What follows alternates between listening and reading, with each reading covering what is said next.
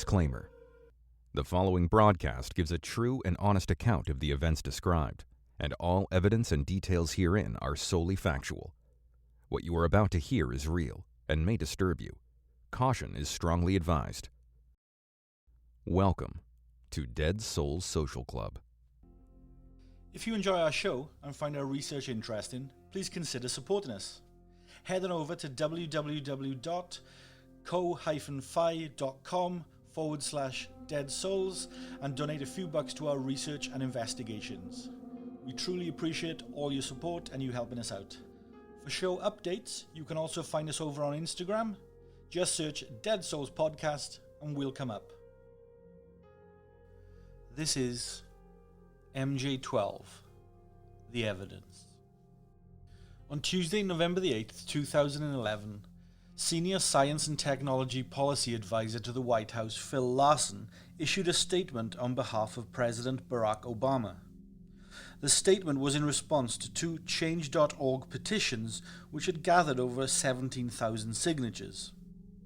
The petitions called on the United States government to disclose any knowledge they have of extraterrestrial beings and contact they have had with them. This was a conclusive and powerful statement from Obama's White House, and it was the first time since 1947 that the executive branch of the US government had issued a formal position on the issue of extraterrestrials and UAPs. The statement read as so. The United States government has no evidence that any life exists outside our planet, or that any extraterrestrial presence has contacted or engaged with any member of the human race. In addition, there is no credible information to suggest that any evidence is being hidden from the public's eye. A fairly standard, uneventful and colourless statement. But let's jump back 18 years. When Bill Clinton took office as president in 1993, he immediately asked questions about UAPs, just like President Jimmy Carter had done back in 1977 before him. Attorney General Webster Hubbell, a close associate of President Clinton, was asked by Clinton to find out all he could about two specific things. Number one, who killed John F. Kennedy? And number two, are there UFOs? The president was entirely serious.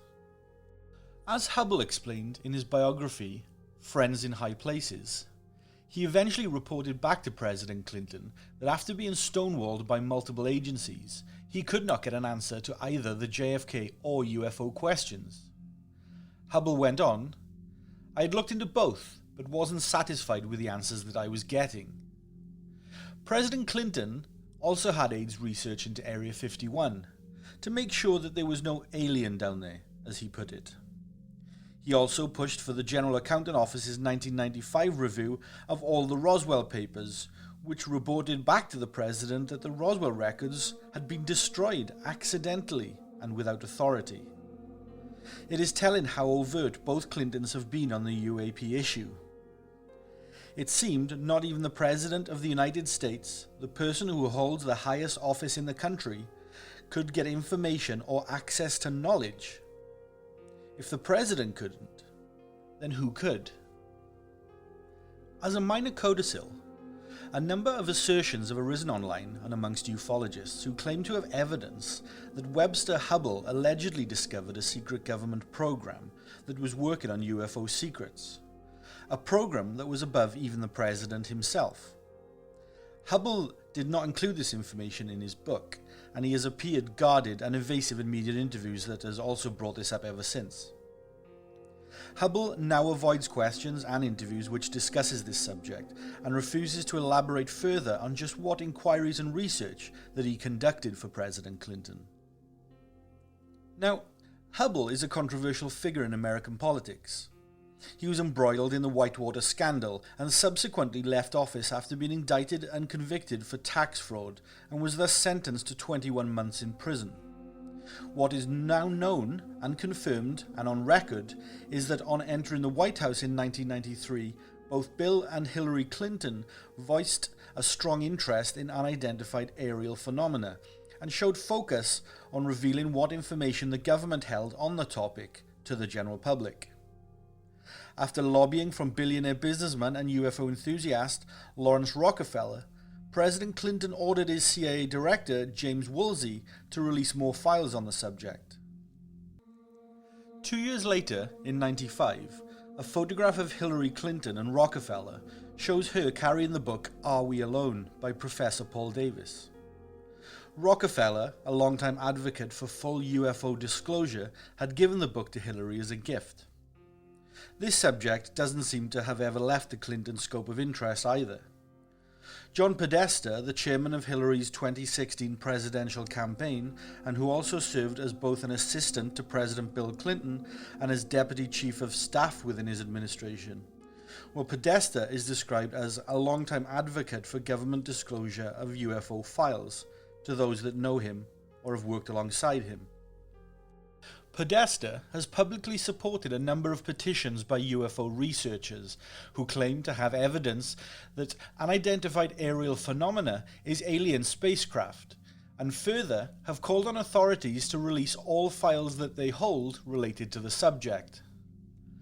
At a news conference in 2002, Podesta stated that it is time for the government to declassify records that are more than 25 years old and to provide scientists with data that will assist in determining the real nature of this phenomenon. The conference was organized by the National Freedom of Information Coalition, whose goal it is to set about clarity and guaranteeing the people right for government transparency and openness. Podesta also wrote the foreword for a book by Leslie Kean titled UFOs, Generals, Pilots, and Government Officials Go on the Record. The book details numerous contact events by military-trained personnel and government officials. I find it interesting that presidents are deemed off-limits to classified information about UAPs. I also find it quite interesting that a well-connected man who has worked at the highest level of government, as Podesta has to publicly campaign to gain support for them to release what they know. That's a big them. A them in inverted commas. What do you think? I'd love to hear your thoughts if you'd like to DM me. At the time of recording this episode, Podesta is a senior advisor to President Joe Biden for clean energy, innovation and implementation. So once again, he sits at the top of government. On October 6, 2016, WikiLeaks published some 20,000 emails which had been hacked from Podesta's private email by Russian intelligence group Fancy Bear. Amongst Podesta's emails was communication from punk rock guitarist Tom DeLonge. In 2015, DeLonge wrote to Podesta saying he wanted to introduce him to two, quote-unquote, very important people to discuss their shared interest. I think you will find them very interesting, as they were principal leadership relating to our sensitive topic, DeLonge wrote. Both were in charge of most fragile divisions, as it relates to classified science and Department of Defense topics. In other words, these are A-level officials, worth our time, and as well the investment to bring all the way out to you, DeLonge continued. You'll be aware that it was around this time that DeLonge was investing great time and money into his fascination with UAPs, and would eventually use his government, military and scientific contacts to set up To the Stars Academy of Arts and Sciences in 2017. In another email to Podesta, DeLonge states that he has been in touch with a former official involved in the Roswell incident, in which, it is claimed, the US government covered up its recovery of an alien ship in New Mexico in 1947. The government said it was a weather balloon. DeLonge said he had been in discussions with Major General William McCasland, who had a long career in the United States Air Force, specializing in matters pertaining to space. He mentioned he's a skeptic, but he's not. He just has to say that out loud, but he is very, very aware, as he was in charge of all that stuff, DeLonge wrote. When Roswell crashed, they shipped it to the laboratory at Wright-Patterson Air Force Base. General McCasland was in charge of that exact laboratory up to a couple of years ago. DeLonge has an eager tone to these emails. It is unclear whether Podesta replied to the emails.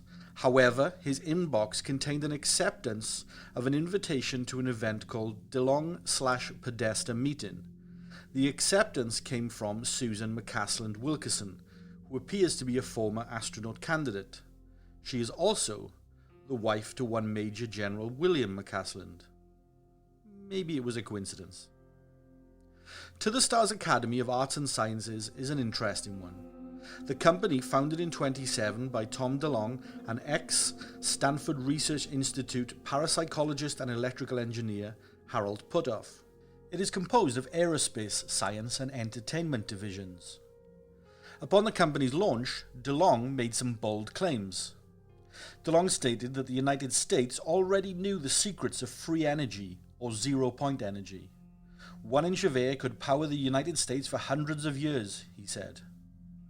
In addition to this, DeLong also claimed that To the Stars Academy expected to soon build a working anti-gravity craft. Something that as recently as July 2020, DeLong tweeted that he had already begun working on its build. This is literally the holy grail of modern aerospace, something we know numerous United States corporations funded in the 1950s and 1960s, but with no apparent result. Let's be incredibly honest here. Any breakthrough in anti-gravity technology or free energy would be a historic and significant scientific discovery. It would bring huge wealth to any investors and make the person who discovered it an overnight celebrity. So are DeLong's claims realistic? How credible are his claims? The company's aerospace division is dedicated to finding revolutionary breakthroughs in propulsion, energy, and communications.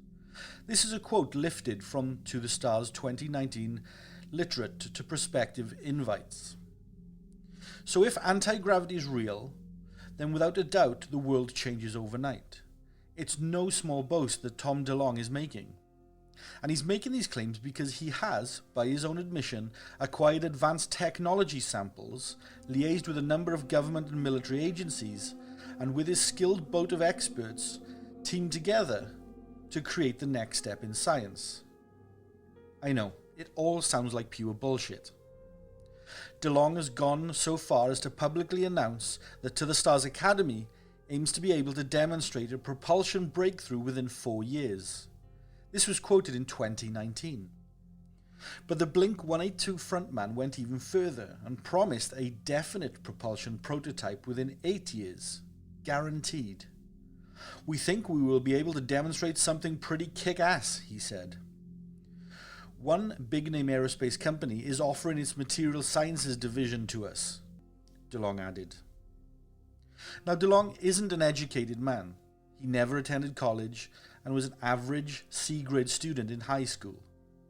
His teachers at Poway High School in San Diego County, California, stated that at best DeLong was an average to poor student with little interest to his studies.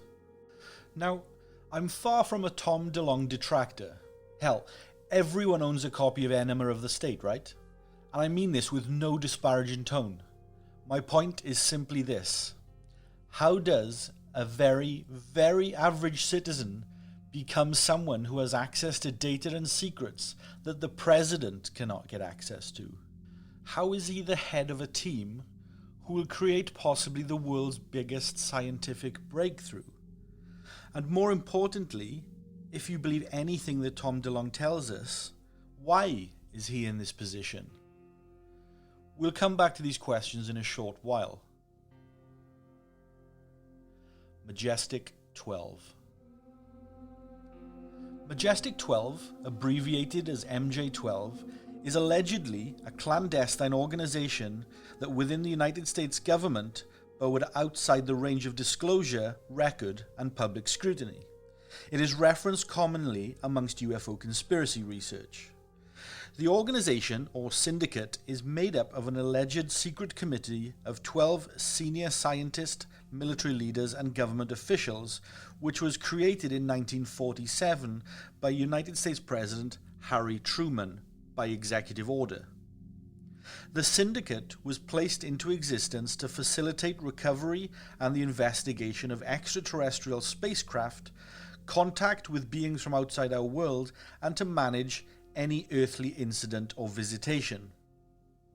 The existence of the syndicate emerged in 1984, following the leak of a series of government documents titled and numbered as so: MJ-12-65-81170-22 pages. The leak was taken extremely seriously by the United States government, who ordered the leak to be investigated by the FBI. Upon examination, the Federal Bureau of Investigation declared the documents to be completely bogus and simply an elaborate hoax. But in December 1984, Jamie Shandera, a Hollywood movie producer and UFO researcher, received an unsolicited package through the mail. Inside the plain brown manila envelope was a roll of undeveloped 35mm black and white film. There was no accompanying letter or return address. The only information from the item was the postmark, which showed that it had come from Albuquerque in New Mexico. Shandera had the film developed, and he found that the film contained what appeared to be image files of an 8-page briefing paper prepared on the 18th of November 1952 for President-elect Dwight D. Eisenhower.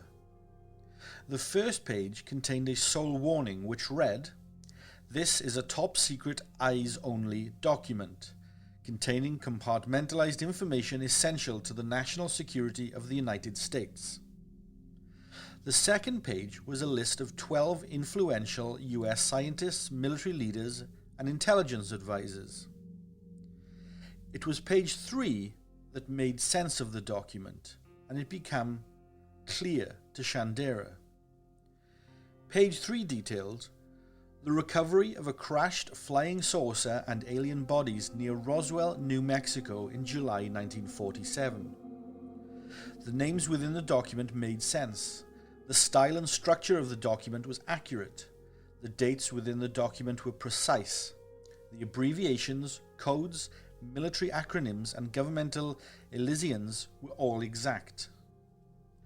Given the detail in the documents, pulling off such a hoax was a forensic achievement of no small feat, because faking such a cache of documents while citing real names, titles, offices, and events was a formidably complex task.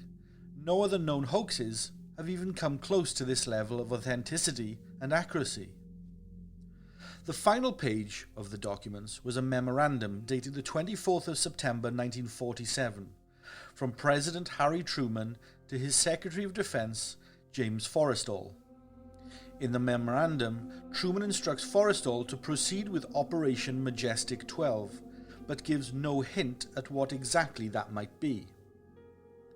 On its own, the Forrestal memo seems meaningless, but when read alongside the 1952 briefing paper, the story behind them became clear, and that was that in July 1947, a disc-shaped aircraft crashed in the area close to Roswell, New Mexico, and extraterrestrial biological entities, or EBEs, were recovered by the military. When President Truman was informed about the crash, he authorized Defense Secretary Forrestal to set up a committee to investigate and deal with the situation. In 1952, when Eisenhower became president-elect, he is briefed on Operation MJ-12. The briefing paper lists the 12-man group and gives details of the crashed anomalous aircraft. The final paragraph stresses the need to avoid public panic at all costs, confirming that the government is withholding the truth about UFOs from the public domain. Further documents emerged in 1996, again via leak, that made up the full 22-page MJ-12 transcript. So are the MJ-12 documents real? Well, the UFO community is split. Renowned UFO researcher Stanton T. Friedman, who has dedicated over 10 years of research to MJ-12, along with fellow ufologists Bill Moore and Jamie Shandera, all believe the documents are entirely genuine. However, UFO researchers Kevin Randall, Armen Victorian, and Philip Klass are all firm believers in this document being a fake. To add to the mystery, a memo was discovered at the US National Archives in 1995. Moore and Shandera, as they always did when the National Archives released new troves of records, researched and documented what was newly available to the public. Within the 95 release, the pair found a memo confirming the existence of MJ-12 written by Eisenhower's Special Assistant for National Security, Robert Cutler.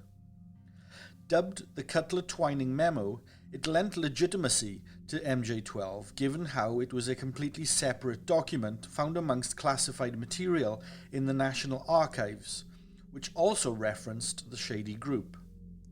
Critics have added that whilst it doesn't completely legitimize the MJ-12 existence, it would have to mean, at the very least, that if the documents were fake, then the hoax would have to be perpetuated at a very senior government level.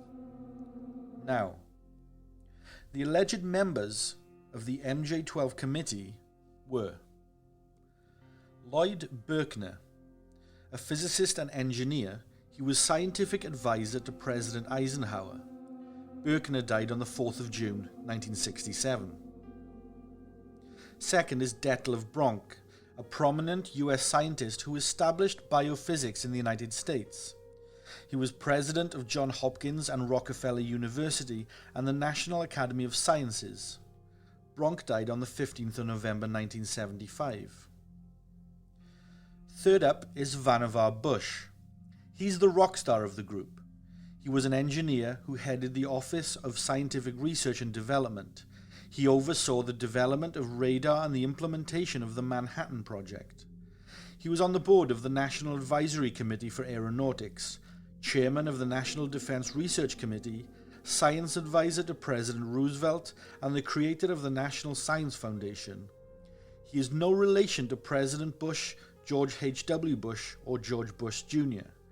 Vannevar Bush died on the 28th of June 1974. Next up is James Forrestal, the first United States Secretary of Defense.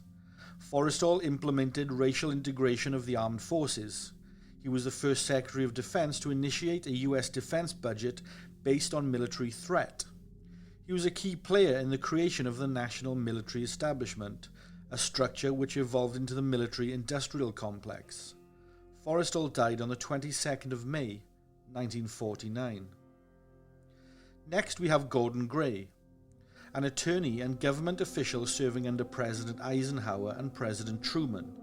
He was head for the Office of Defense Mobilization, National Security Advisor to President Eisenhower, was part of the President's Foreign Intelligence Advisory Board under JFK, Johnson, Nixon, and Ford. Gray was the second U.S. Secretary of the Army and died on the 26th of November, 1982. Next up we have Roscoe H. Hillenkotter. He was Vice Admiral of the United States Navy throughout World War II and the Korean War.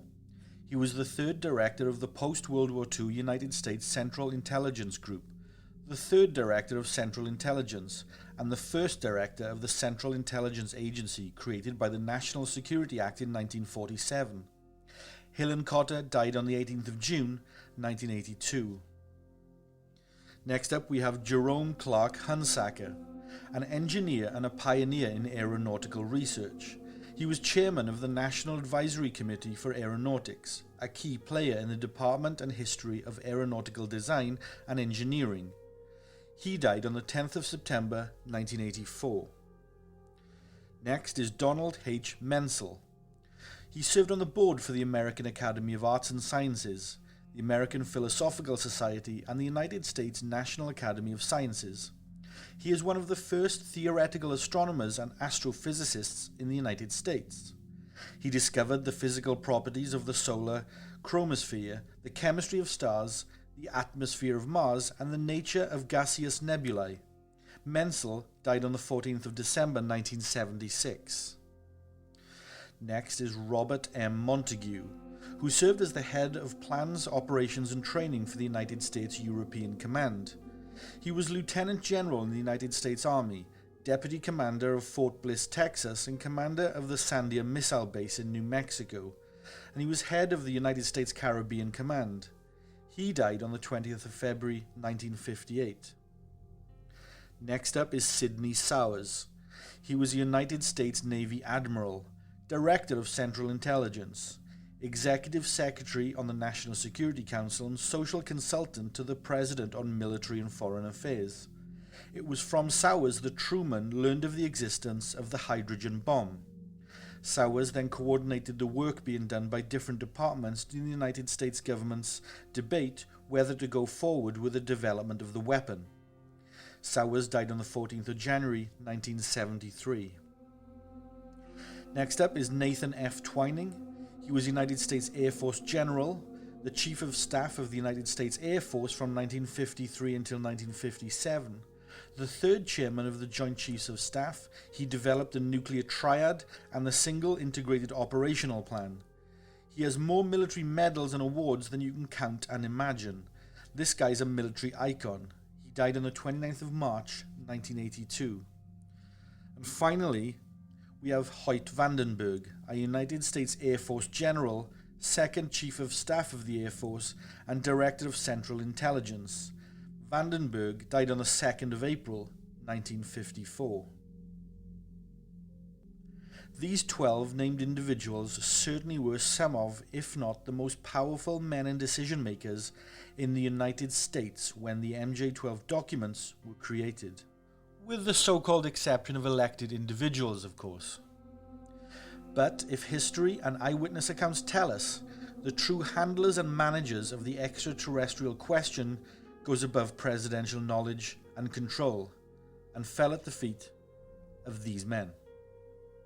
What if MJ-12 are this very group, a cross-presidential syndicate that would allow generational consistency and thorough oversight of one of the biggest scientific issues in our history? Am I defending it? No way. But I'm trying to understand the thought process behind its creation and implementation. I'm trying to place myself in the decision-maker's shoes, and this seems like logical sense, if somewhat misguided and sinister. Sinister because the knowledge of life outside our planet is something that every citizen on Earth should share, and any technology given, lent, or discovered from extraterrestrial friends should be utilized for the greater good of the general public, devoid of borders. It should not be gatekept by the military-industrial complex of one nation who choose to weaponize such technology for their own nefarious needs or to maintain a stronghold over others. Richard Doty, a retired special agent with the United States Air Force Office of Special Investigations, told filmmaker Linda Moulton Howe in 2012 that the MJ-12 story was very, very true, and he showed Howe a number of unspecified documents purporting to prove the existence of small grey humanoid aliens originating from the Zeta Reticuli star system. Now take from that what you want, especially given Doty's reputations as a known US Air Force disinformation agent. For further reference, see the case of Paul Benowitz. Interestingly, in 2016, Brian Dunning, a skeptical writer and host of the Skeptoid podcast, conducted an investigation into the history of MJ-12. Dunning referenced Bill Moore's initial suspicion that instead of MJ-12 being a hoax perpetuated by the UFO community, the documents, he felt, were actually part of a United States government disinformation campaign, the purpose of which was to deflect attention from secret US Air Force projects. Given how accurate and exact the documents were, that theory is considered as a strong likelihood, as the documents being genuine. To add further fuel to the already convoluted fire, ufologists and others active in the UAP community have fiercely debated the subject for over 30 years, and no general conclusion or consensus has been able to be reached. Bill Moore has been accused of taking part in a high-level elaborate hoax, while opposing ufologists and debunkers, much like Philip J. Klass, have been accused of being disinformation agents. In 1995, the FBI began its own investigation into the MJ-12 documents, and quickly published doubts as to their authenticity. The following is the official United States government stance on the subject, supported by the Federal Bureau of Investigation Research. The United States Government Accountability Office, published July 28, 1995. Document 940692. Outcome. Pursuant to a congressional request, GAO examined the agency's views on the authenticity of MJ-12, allegedly a classified government document explaining the crash of a disc-shaped aircraft near Roswell, New Mexico, in July 1947. GAO noted that 1. The Information Security Oversight Office, the Air Force, and the National Archives stated that their knowledge of MJ-12 was limited to written material submitted to them by non-governmental persons. 2. There was no evidence that the material constituted actual documents which originated in the executive branch. 3. Although archivists at federal libraries found nothing that fit the description of MJ-12 or any references to it, they have received public inquiries about this material for years. 4. The Air Force determined that a 1980 message, which contained the words MJ-12, was a forgery. It's easy to understand why the government denounced MJ-12.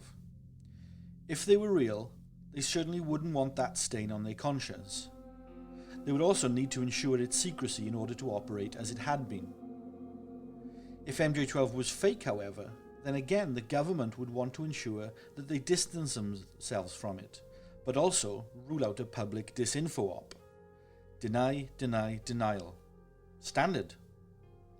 Unfortunately, it's almost impossible now to ascertain the authenticity of the MJ-12 documents given the level of US government disinformation and reverse disinformation surrounding the documents and subject.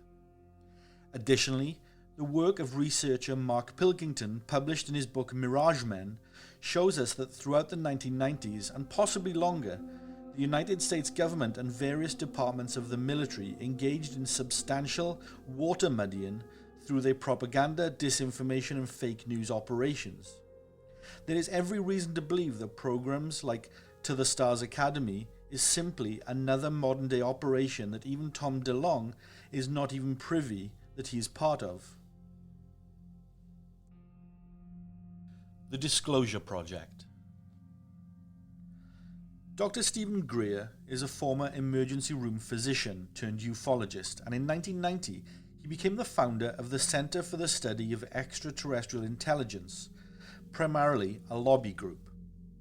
His reputation splits the UFO community, with some finding him the real deal, whilst others considering him a grifter, mainly due to claims he has made in some of his recent documentaries.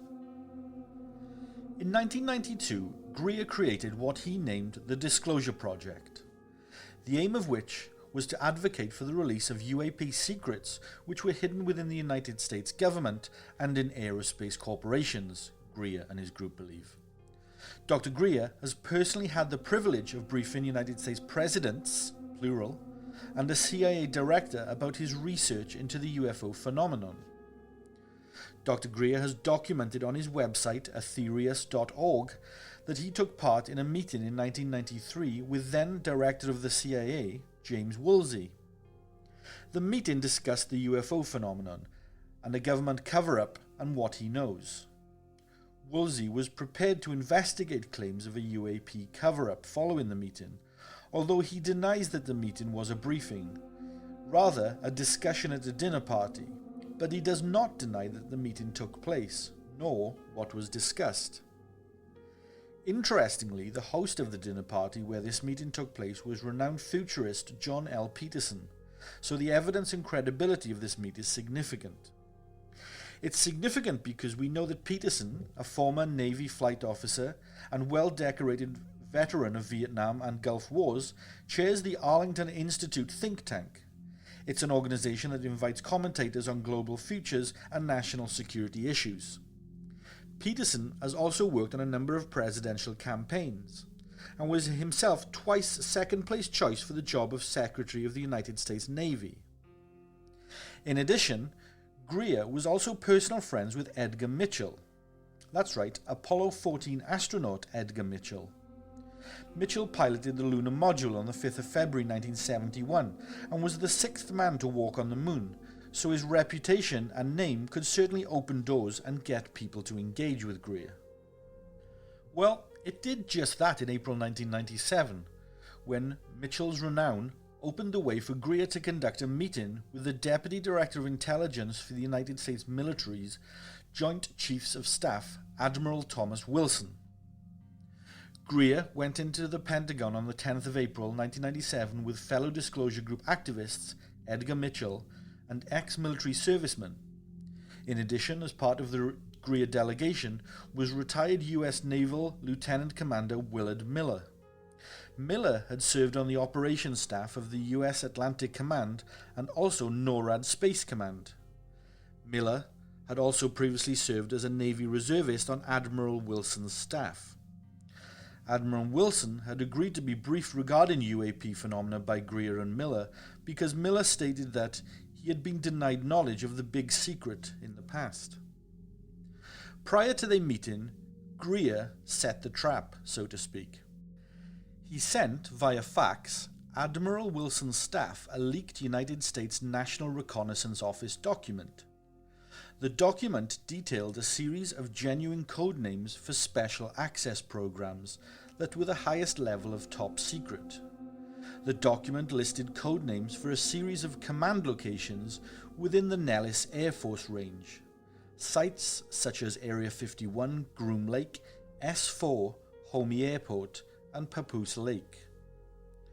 So to clarify how SAPs, or Special Access Program Security Protocols, work, and to understand why Greer sending the leaked document to Admiral Wilson had so much weight, well, black budget projects are hidden deep. It is a serious crime for anyone to reveal their existence, or attempt to even gain knowledge of them.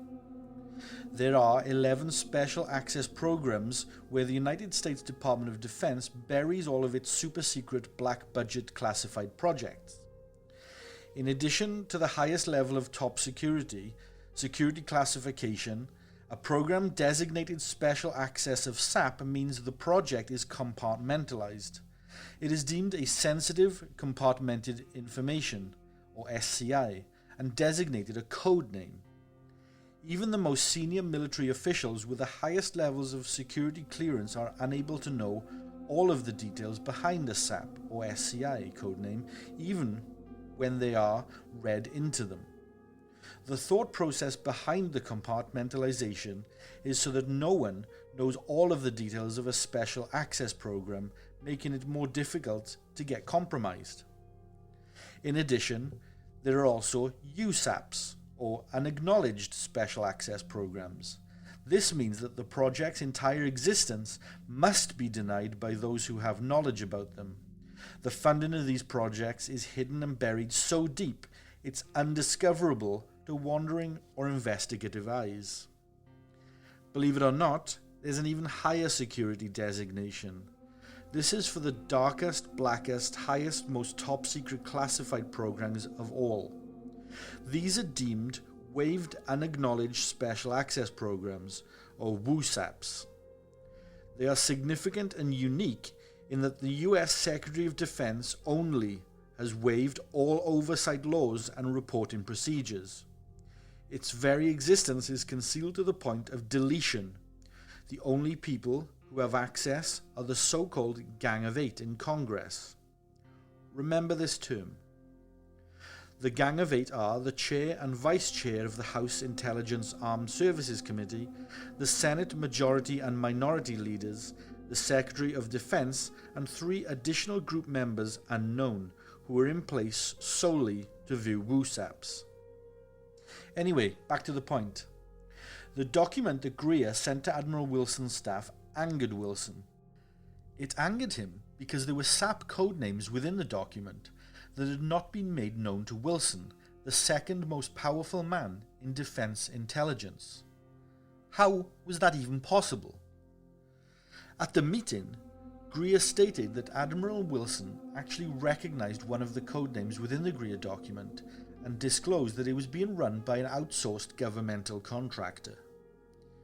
In the same meeting, Admiral Wilson called the contractor on the telephone with Greer and his team present and demanded to be read into the SAP program cited in the Greer document.